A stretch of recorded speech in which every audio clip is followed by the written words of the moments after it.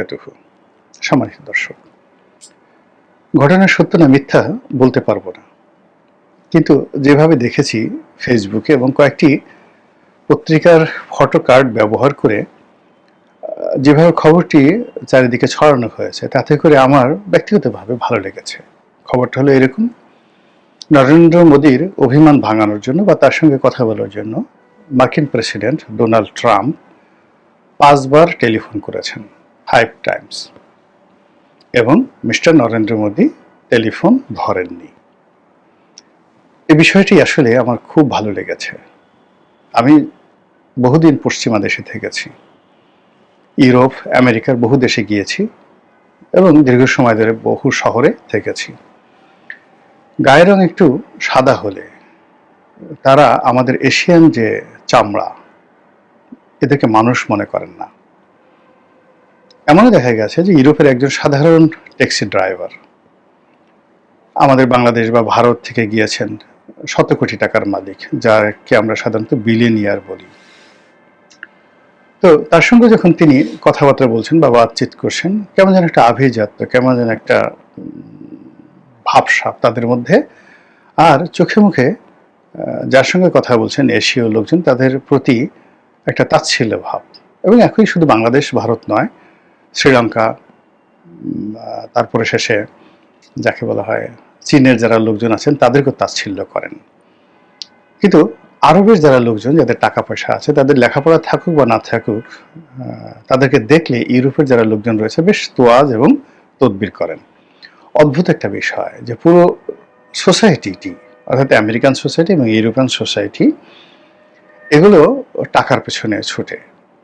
আমরা অনেকেই দেখি যে ড্যামকিয়ার বা খুব বোহেমিয়ান জীবনযাপন করে, ওরা আসলে সমাজের খুব আমাদের দেশে যেমন প্রান্তিক জনগোষ্ঠী, তাদের প্রতিভূ।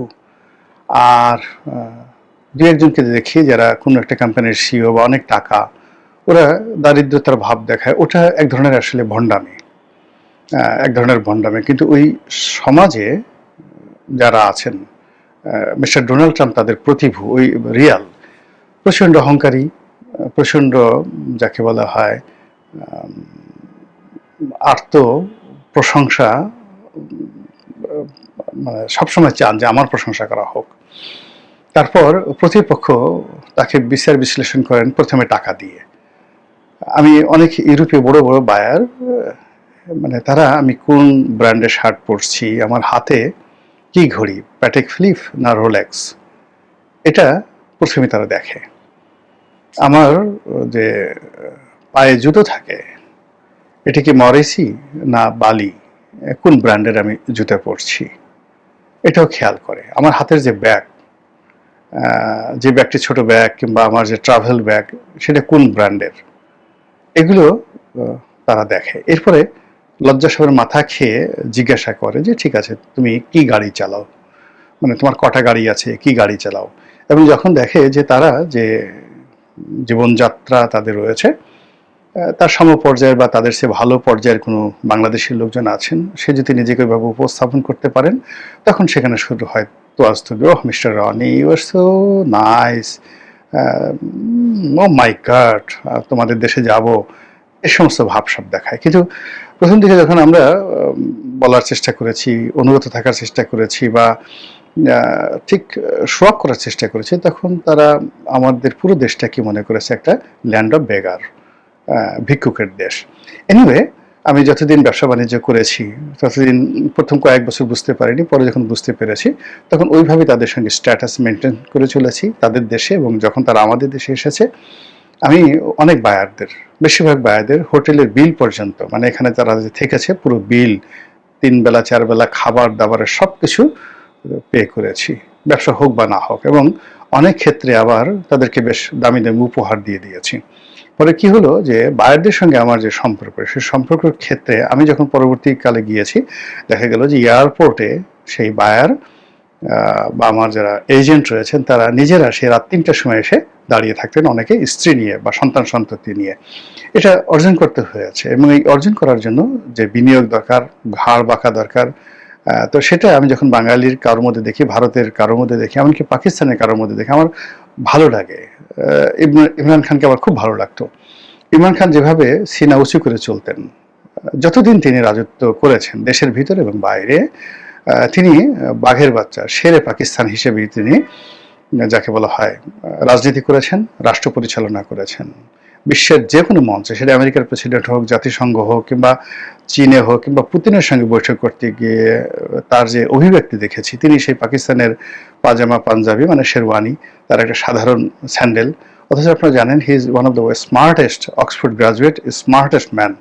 তার কোট টাই পরা যে ছবিগুলো, সেগুলোর দিকে তাকালে আপনার কাছে মনে হবে কি ব্রায়ান লারা, কিংবা ধরেন টম ক্রুজ, তারপরে মার্লো ব্রান্ডো, বা সবচেয়ে স্মার্টেস্ট প্রেসিডেন্ট যদি আমেরিকান ধরেন বিল ক্লিন্টন অথবা রোনাল্ড রিগান, তাদের পাশে ইমরান খানের মানে ক্যাপ্টেন ইমরান খান তার যে স্যুট কোট পরা যে অভিব্যক্তি, এটা দাঁড় করালে মনে হবে ইমরান খানের কাছে তারা কিছুই না। অবশ্য এই মানুষটি যখন পাকিস্তানের জাতীয়তাবাদটাকে ধারণ করেছেন, ধারণ করে তার সেই যে পোশাক আশাককে, অর্থাৎ পাকিস্তানের শেরওয়ানিকে তিনি যখন ব্র্যান্ড করেছেন, তো ওটা দিয়ে তিনি তার ব্যক্তিত্ব, তিনি তার ভাষা, তার আশ্চর্য চমৎকার ইংরেজিতে সারা পৃথিবীকে যেভাবে প্রকম্পিত করেছেন, আমার ভালো লেগেছে। একইভাবে মিস্টার নরেন্দ্র মোদী, তিনি তার একটা স্টাইল তৈরি করেছেন। নরেন্দ্র মোদীর একটা কোট আছে, তার একটা চোস্ট পাজামা আছে, তার হাতে তিনি একটা বিশেষ স্টাইলে ঘড়ি পরেন। আপনি লক্ষ্য করবেন যে কালো বেল্টের একটা ঘড়ি পরেন, এবং সেই ঘড়িটি অনেকের মতো না, মানে তিনি ঘড়ির ডায়ালটি নিচের দিকে রাখেন। এটা তার একটা স্টাইল। তিনি ইয়োগা করেন, সীমিত খাবার খান, সীমিত কথাবার্তা বলেন, এবং সারা দুনিয়াতে তিনি একটা যে স্টাইল গড়ে তুলেছেন, বন্ধু হলে হও, নচেত শত্রু হিসাবে থাকো। এবং তিনি বন্ধুত্ব করার জন্য সৌদি আরবে গিয়েছেন, এবং সম্মান প্রদর্শন করে বাদশাহ সালমান, মুরব্বী মানুষ, তার বয়স মোদির চেয়ে অনেক অনেক বেশি, তো তাকে তিনি কদমবুচি করেছেন। আবার পাকিস্তানের যে প্রধানমন্ত্রী ছিলেন নওয়াজ শরীফের মাকে সারপ্রাইজ দেওয়ার জন্য তিনি একেবারে কোনো রকম বিনা নোটিশে পাকিস্তানে চলে এসেছেন, এবং নওয়াজ শরীফের বাসায় চলে গেছেন তার মায়ের সঙ্গে সাক্ষাৎ করার জন্য। এটা আমার ভালো লাগে, নিঃসন্দেহে ভালো লাগে। আবার সেই পাকিস্তানের সঙ্গে যখন তার যুদ্ধ করার প্রয়োজন হয়েছে, তিনি এক চুল ছাড় দেননি। একইভাবে মিস্টার ডোনাল্ড ট্রাম্প, তার সঙ্গে বন্ধুত্ব করার জন্য তিনি অনেক কিছু করেছেন, এত ছাড় দিয়েছেন আমেরিকাকে যেটি বলার মতো নয়। বাংলাদেশের বিষয়ে, পাকিস্তানের বিষয়ে, চীনের বিষয়ে তিনি প্রচুর ছাড় দিয়েছেন বন্ধুত্বের মর্যাদা রক্ষা করার জন্য। এবং ডোনাল্ড ট্রাম্পের বিপদের সময়, যখন কেউ সারা দুনিয়াতে তার পাশে ছিল না, নো ওয়ান, তিনি যখন আসামি হয়ে বাইডেনের যুগে বারবার কোর্টে হাজিরা দিচ্ছিলেন, তার অনেকগুলো প্রতিষ্ঠান দেউলিয়া হয়ে পড়েছিল, এবং তার নাম যখন কেউ উচ্চারণ করতো না, ঠিক সেই সময়টাতে তাকে প্রাইমারিতে জয়লাভ করিয়ে আনার জন্য মিস্টার মোদি তার যে ফাইন্যান্সিয়াল যে হ্যান্ডসগুলো রয়েছে, আদানিদেরকে দিয়ে, আম্বানিদেরকে দিয়ে তিনি যথেষ্ট সাহায্য করেছেন, সহযোগিতা করেছেন। এবং ডোনাল্ড ট্রাম্পের নির্বাচনে মিস্টার মোদির যথেষ্ট বিনিয়োগ রয়েছে।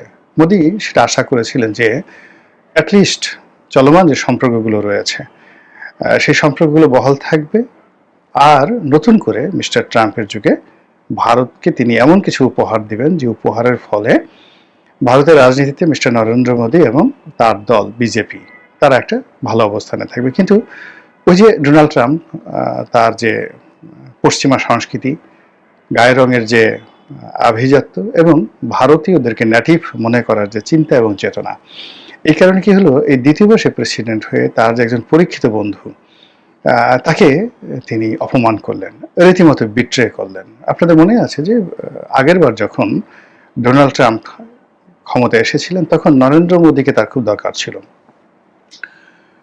এর ফলে তিনি নরেন্দ্র মোদীকে সেখানে পাবলিক মিটিং করার অনুমতি দিয়েছিলেন। একইভাবে ডেভিড ক্যামেরুন, তিনিও কিন্তু নরেন্দ্র মোদীকে ইংল্যান্ডে পাবলিক মিটিং করার সুযোগ দিয়েছিলেন। এর ফলে কি হলো, দেখবেন যে লন্ডনের মতো জায়গাতে একটা স্টেডিয়াম ভাড়া করে সকল ভারতীয়দেরকে নিয়ে যেভাবে নরেন্দ্র মোদী সেখানে জনসভা করেছেন, ইংল্যান্ডের হাজার বছরের ইতিহাসে কখনো কোনো বিদেশি রাষ্ট্রপ্রধানকে বা সরকার প্রধানকে এইভাবে লন্ডনের মাটিতে বা ইংল্যান্ডের মাটিতে পাবলিক মিটিং করার অনুমতি দেওয়া হয়নি। একইভাবে নরেন্দ্র মোদী এই একই পাবলিক মিটিং করেছিলেন আমেরিকাতে, ডোনাল্ড ট্রাম্পের জমানাতে প্রথমবার তিনি যখন এসেছিলেন।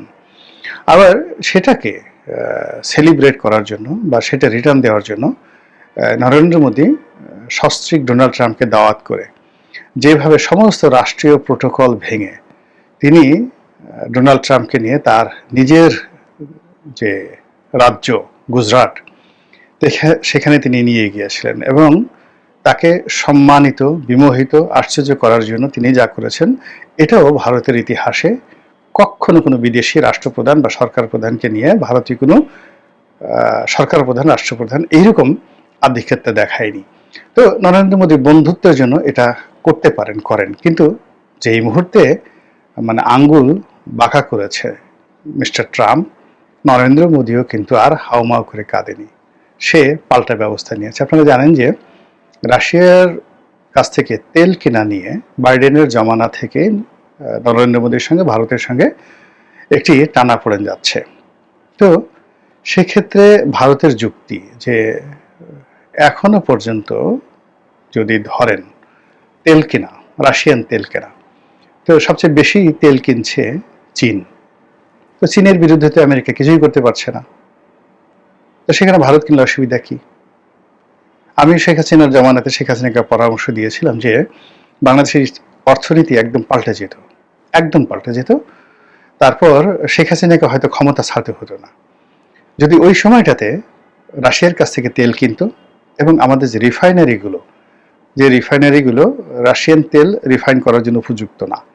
তো রাশিয়া প্রস্তাব দিয়েছিল যে তারা ভাসমান রিফাইনারি, যেটি উইদিন 1 মাসের মধ্যে স্থাপন করা যায়, সেই ভাসমান রিফাইনারির মাধ্যমে এবং আমাদের যে সকল রিফাইনারিগুলো রয়েছে সেই রিফাইনারিগুলো বিএমআরির মাধ্যমে, আর থার্ডলি ভারতে যে রাশিয়ান তেল রয়েছে সেই রাশিয়ান তেলগুলো পাইপলাইনের মধ্যে বাংলাদেশে এনে তারা বাংলাদেশের সঙ্গে একটা কৌশলগত সম্পর্ক স্থাপন করতে চায়।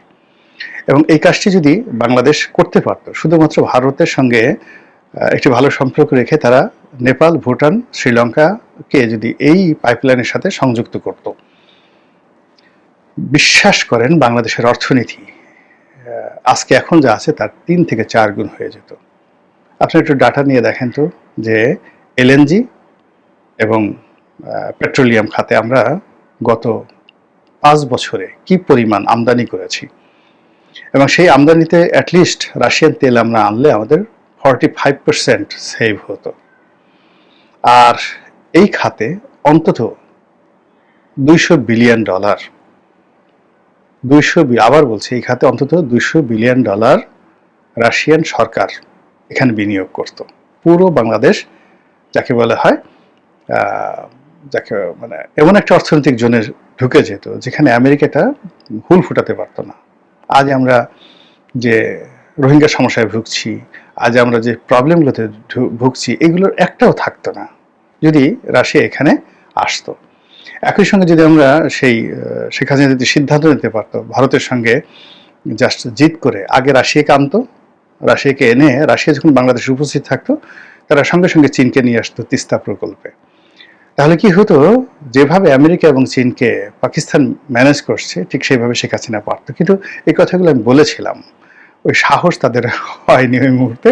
যাক, এনিওয়ে, কিন্তু ভারতের এই সাহস হয়েছে। তারা যখন এই ক্রাইসিস হলো, ইউক্রেন ক্রাইসিস হলো, তখন তারা দেখলো যে আফগানিস্তানে কেবলমাত্র মার্কেট অ্যালাইড হওয়ার কারণে, মার্কিন যুক্তরাষ্ট্রের সহযোগী হওয়ার কারণে তাদের $8 বিলিয়ন, রাষ্ট্রের $8 বিলিয়ন সরাসরি ক্ষতি হয়েছে। দ্বিতীয়ত, ওখানে যে সকল ভারতীয় কোম্পানি ছিল আফগানিস্তানে, তালেবানরা ক্ষমতা আসার কারণে তাদের না হলে অন্তত পক্ষে $50 বিলিয়ন প্রাইভেট সেক্টরে যে ইনভেস্টমেন্ট, এটা একেবারে পানিতে পড়ে গেছে। তো ভারত যদি ওই সময়টাতে রাশিয়ার তেল না কিনত এবং সেই তেল কিনে তারা বিশ্বের বহু দেশে এখন তারা সেই তেল বিক্রি করছে, করে তারা যে রেভিনিউটা তারা সামাল দিয়েছে, তা না হলে ভারত হয়তো দেউলিয়া হয়ে যেত। মানে ভারতের অর্থনীতিতে একমাত্র এই যে আফগানিস্তান থেকে পালিয়ে যাওয়ার কারণে, আমেরিকা যে পালিয়ে গেছে, সেই পালিয়ে যাওয়ার কারণে প্রাইভেট সেক্টর এবং পাবলিক সেক্টর, মানে সরকারের সরাসরি $8 বিলিয়ন, আর ওখানে বললাম যে অলমোস্ট $50 বিলিয়ন মতো বা $40 বিলিয়ন মতো প্রাইভেট সেক্টরে তাদের লস হয়েছে। এটা ওই মুহূর্তে বেয়ার করতে পারছিল না ইউক্রেন যুদ্ধের কারণে। ইউক্রেন যুদ্ধের কারণে এমনি তারা বিপদে পড়েছিল, তার উপর এটা। তো সেটা তারা রাশিয়ান তেল দিয়ে যেভাবে পুষিয়ে নিয়েছে এবং ওটার এগেনস্টে মার্কিন যুক্তরাষ্ট্র ওই জমানাতে যথেষ্ট কেওয়াজ করার চেষ্টা করেছে, কিন্তু বাইডেন আসলে সাহস পায়নি। কিন্তু এখন যেটা আছে, মিস্টার ডোনাল্ড ট্রাম্প এসেই সে ভারতকে যেভাবে বলছে শুল্ক আরোপ করেছে। তো ভারত যেটা হিসাব করে দেখলো যে আমরা যদি আমেরিকাতে কোনো গার্মেন্টস এক্সপোর্ট না করি বা কোনো কিছু এক্সপোর্ট না করি, তো সেখানে আমাদের যদি এই যত মালগুলো আছে আমরা যদি পানির দামে ইউরোপে বিক্রি করে দিই, অথবা এই উৎপাদনই করলাম না, তাতে আমাদের যে মানে লস হয় তার চেয়ে অন্তত 10 গুণ লাভ হয় যদি আমরা রাশিয়ান তেল কিনি। তাহলে পৃথিবীর যে কোনো বেকুব আছে এই কাজ করে বলেন তো? আপনি দেখেন আমাদের এই গার্মেন্টস সেক্টরে আমরা যে ভুলটা করেছি আমেরিকার সঙ্গে, সেটা হলো যে আমরা শুল্ক ছাড় দেওয়ার জন্য, শুল্ক ছাড় পাওয়ার জন্য তাদের সঙ্গে যে সিক্রেট চুক্তি করার কথা আমরা বলছি বা আমরা শুনছি, তারপরে এই মুহূর্তে আমাদের যে কটা বিমান আছে আমরা চালাতে পারছি না, আবার শুনছি সেখান থেকে আমাদের অস্ত্র কিনতে হবে, সেখান থেকে আমাদেরকে আবার তুলা কিনতে হবে, এরপর 25টি বোয়িং বিমান কিনতে হবে, এরকম নানা রকম। এবং এটা যে কত বড় আত্মঘাতী, কত বড় আত্মঘাতী! আমরা হয়তো দেখা গেল তাদের সেই শুল্ক ছাড় দেওয়ার কারণে আমাদের গার্মেন্টস সেক্টরে যে প্রবৃদ্ধি খুব অল্প হবে। আমরা যারা ব্যবসা বাণিজ্য করি আমরা তো এটা বুঝি, এটার দরকারই ছিল না। বরং সরকার যদি কেন সাবসিডিজ দিত, সাবসিডিজ দিয়ে তারা যদি স্বাধীনভাবে দাঁড়াতে পারতো,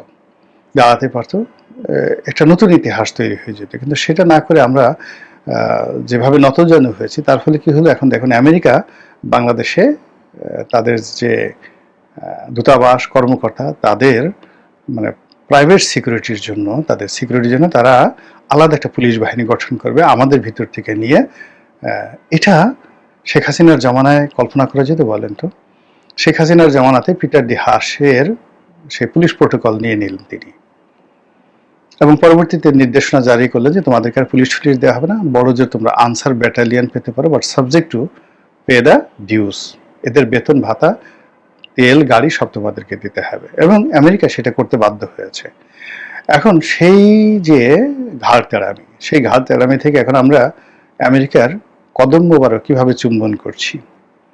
যে আমেরিকার এখন যে চার্জ দ্য অ্যাফেয়ার্স রয়েছে, ভারপ্রাপ্ত রাষ্ট্রদূত, তার পা সালাম করার জন্য, তাকে তোয়াজ তদবির করার জন্য আমরা কি না করছি। অথচ এই বাংলাদেশে একজন শেখ হাসিনা ছিলেন যিনি হিলারি ক্লিন্টনের ফোন ধরেননি, যিনি মার্কিন রাষ্ট্রদূতকে তার অফিস তো দূরের কথা, কোনো সরকারি অফিসে ঢুকতে দেননি। এবং 5টি বছর ড্যান ডব্লিউ মজিনা ঢাকার কোনো অফিসে ঢুকতে পারেনি। তাকে বলা হয়েছিল যে তুমি তৃণমূলে গিয়ে কাজ করো, যাও ওই যে আমাদের মৎস্য চাষ হচ্ছে যেখানে, ওখানে যাও, কিংবা মৎস্য প্রজনন কেন্দ্র আছে কয়েকটা, চাঁদপুরে একটা আছে, মহিপুরে একটা আছে, কুয়াকাটাতে, বা ফুলের চাষ হয় সাতক্ষীরাতে, সেখানে দেখে আসো। এবং তাকে সেই কাজটি করতে হয়েছে। এবং তিনি সেখান থেকে এসে তিনি বলতেন বাংলাদেশ, ওইভাবে কীভাবে বলেন, Bangladesh is growing to fastly. আমি এই কথা টেলিভিশনে বলেছিলাম, এবং এই কারণে আমার আমেরিকান যে ভিসা, হোল ফ্যামিলির আমেরিকান ভিসা বাতিল করে দিয়েছে এবং আমাকে ব্ল্যাকলিস্ট করে দিয়েছে হোল ফ্যামিলির সহ। তারপরেও আমার আমেরিকা যাওয়ার কোনো প্রয়োজন নেই। আমি আর কখনো সেই 2014 সনের পরে আর কখনো আমেরিকান কোনো অ্যাম্বাসেডার, কোনো লোক, মানে কোথাও দেখা সাক্ষাৎ হলে এদের সাথে কথা বলি নাই। মানে ব্যাপারটা আমার কি দরকার, আমারই মাতৃভূমি, আমি তো এখানে ভালো আছি। আমি 2018 সনের পর থেকে দেশের বাইরে যাই না, কোথাও যাইনি। একটা সময় তো মাসে 4-5 বার যেতাম, তো তাতে আমার কি হতো, তখন আমার কি হতো, বা এখন যাই না তাতে আমার কি ক্ষতি হয়েছে? কোথাও যাই না, আমার এই দেশে আমারই থাকুক, মরি বাঁচি, এখানেই থাকি। তো এই যে দেশাত্মবোধ, এই দেশাত্মবোধটা শেখ হাসিনার জামানাতে ছিল, দেশাত্মবোধটা ছিল। যাই হোক না কেন, তিনি এক হাতে পাকিস্তানকে, আর এক হাতে চীনকে, আর এক হাতে ভারতকে নিয়ে তিনি যে দাপট দেখানোর চেষ্টা করেছেন। তিনি স্বৈরাচার ছিলেন, ফ্যাসিবাদী ছিলেন, জুলুম অত্যাচার সবকিছু করেছেন। কিন্তু দেখেন, এই যে বাঙালি হিসেবে এখন আমি যেভাবে যার তার পায়ের উপর ঝাঁপিয়ে পড়ছি, এটা তো তখন ছিল না। নরেন্দ্র মোদী তো দূরের কথা, এখন ডক্টর মোহাম্মদ ইউনূস ভারতীয় রাষ্ট্রদূতের সঙ্গে তিনি কিভাবে কথা বলবেন এটি নিয়ে চিন্তিত। সমস্ত প্রোটোকল বন্ধ করে দেওয়া হয়েছে। ডক্টর মোহাম্মদ ইউনূস শত চেষ্টা করেও কোনো অবস্থাতেই নরেন্দ্র মোদীর একটা সাক্ষাৎকার পাচ্ছেন না।